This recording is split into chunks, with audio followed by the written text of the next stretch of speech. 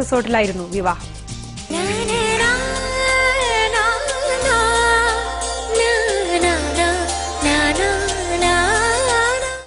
Cinema പോലെ നാടകീയമായിരുന്നു പൃഥ്വിരാജിന്റെ വിവാഹവും. കുറച്ചുനാളായി പ്രചരിച്ചിരുന്ന ഊഹാപോഹങ്ങൾക്ക് വിരാമമിട്ടുകൊണ്ടാണ് പൃഥ്വിരാജ് സുപ്രിയ മേനോന്റെ കഴുത്തിൽ താലി ചാർത്തിയത്. തികച്ചും അപ്രതീക്ഷിതമായിട്ടായിരുന്നു വിവാഹ വാർത്ത പുറത്തുവന്നത്. വിവാഹം ഇന്ന് നടക്കുമെന്ന നേരത്തെ സൂചനകളുണ്ടായിരുന്നെങ്കിലും വൈകിയാണ് വാർത്ത സ്ഥിരീകരിച്ചത്. പാലക്കാട് തേങ്കുറിശ്ശിയിലെ ഇലമകത്തുള്ള സ്വകാര്യ റിസോർട്ടിൽ രാവിലെ 11:15 മുഹൂർത്തം.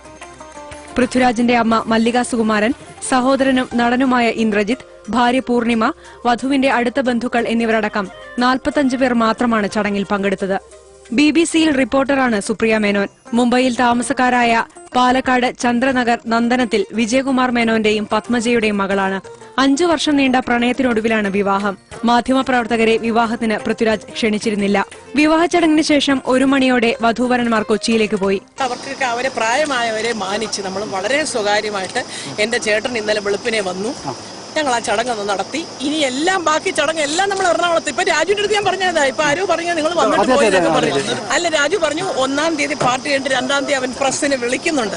വരുന്ന ശനിയാഴ്ച പാലക്കാട്ടും ഞായറാഴ്ച കൊച്ചിയിലും വിവാഹ സൽക്കാരം ഒരുക്കിയിട്ടുണ്ട്. ഏഷ്യാനെറ്റ് ന്യൂസ്, പാലക്കാട്.